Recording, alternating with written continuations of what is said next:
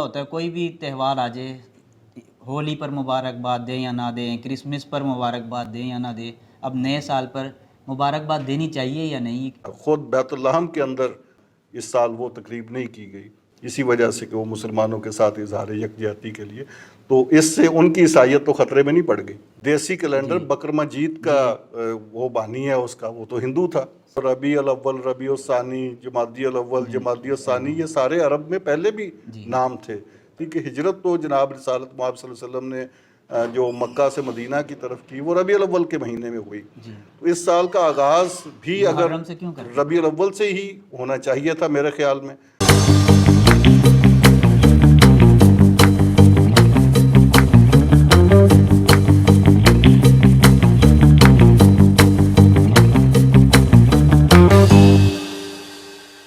बिस्मिल्लाहिर्रहमानिर्रहीम, अस्सलाम वालेकुम नाज़रीन। आज 2024 का पहला दिन है और ये नए साल का आगाज़ है, ईसवी साल का।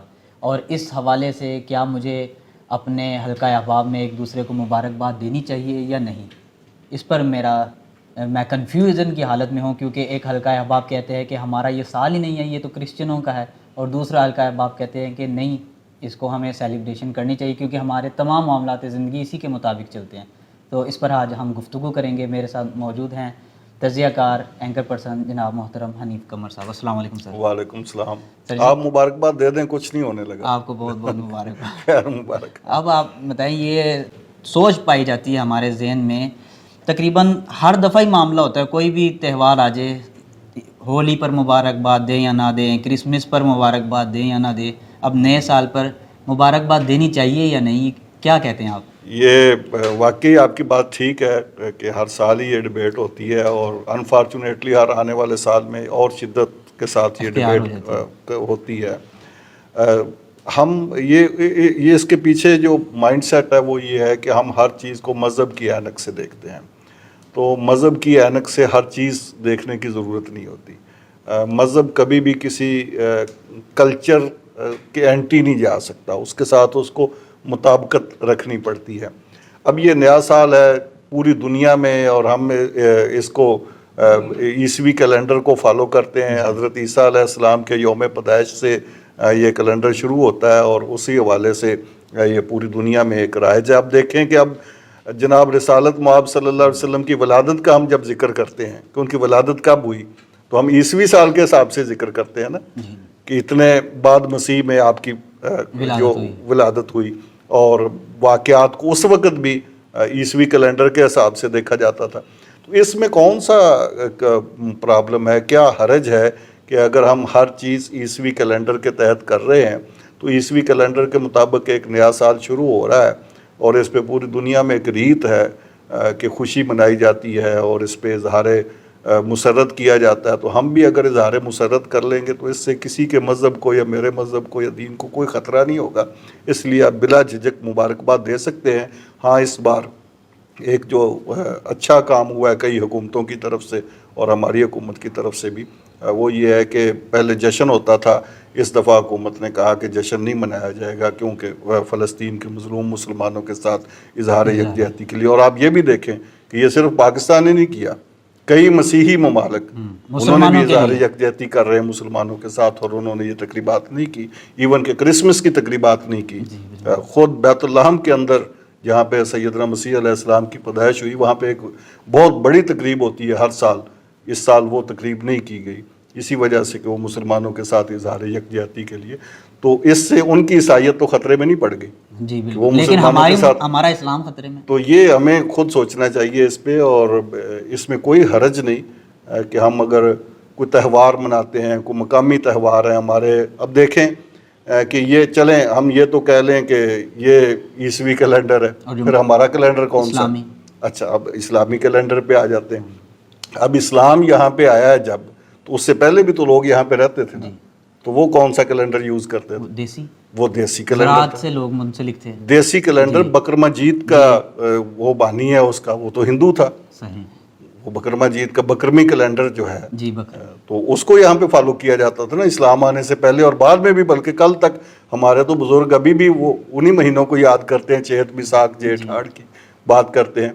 تو اب دیکھیں کہ بکرم جیت کا جو کیلنڈر ہے، بکرمی کیلنڈر، اس کا آغاز چیت سے ہوتا ہے، چیت کے مہینے سے. اور چیت کا مہینہ وہ ہوتا ہے کہ جب یہ گندم کی فصل تیار ہو رہی ہوتی ہے. تو اس وقت گندم کی فصل کی تیار ہونے کی ایک خوشی ہوتی تھی، اور اس خوشی کو سیلیبریٹ کی، کیونکہ یہ زرعی معاشرہ تھا. تو زرعی معاشرے میں فصل کا تیار ہونا ایک بڑی خوشی کی علامت تھی. اس میں سارے گھر والے شریک ہوتے تھے، وہ ڈھول ڈھمکا ہوتا تھا، چیتر کے میلے لگتے تھے باقاعدہ.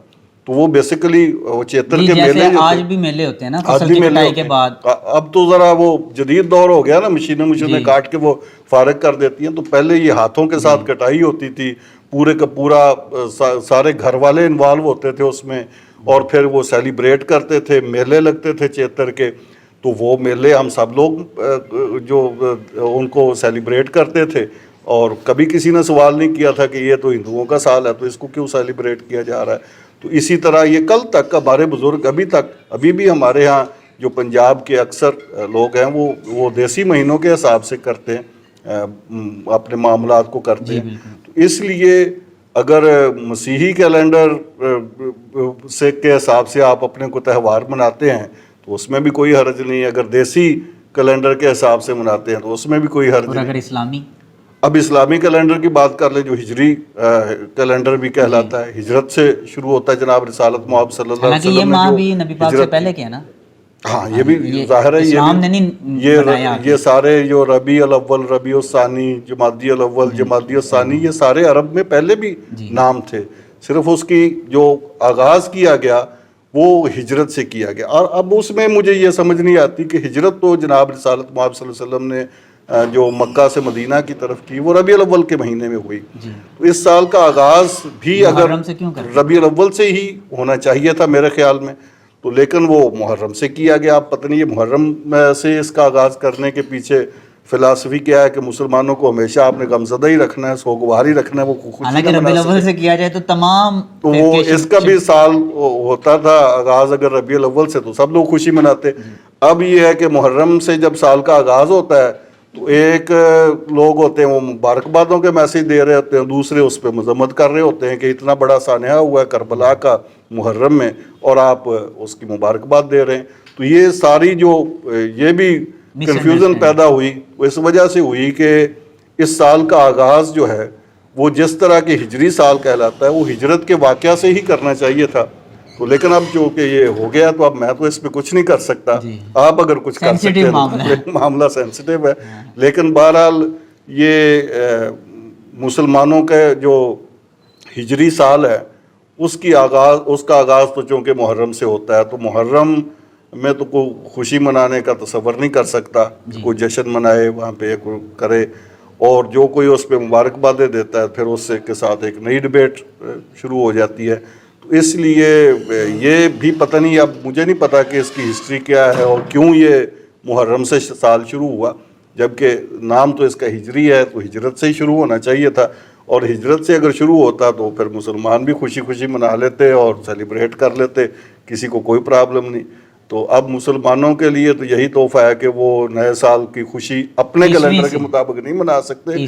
تو چلیں اگر عیسوی کیلنڈر، عیسیٰ بھی مسلمانوں کے ہی پیغمبر ہیں نا، وہ بھی اور ہمارے تمام معاملات بھی اسی کے ذریعے ہوتے ہیں. تو ہمیں اگر عیسوی کیلنڈر کے حساب سے خوشی منانے کا کوئی موقع مل جاتا ہے تو منا لینی چاہیے. ایون کہ بکرمی کیلنڈر کے حساب سے بھی اگر ملتا ہے تو اس میں منا لینی چاہیے، کوئی حرج نہیں. کوئی اس سے آپ کے مذہب کو، دین کو کوئی فرق نہیں پڑے گا، نہ کوئی اسلام خطرے میں پڑے گا. بہت شکریہ سر. ناظرین، آپ نے تجزیہ سنا، مجھے دیجیے اجازت. اللہ حافظ.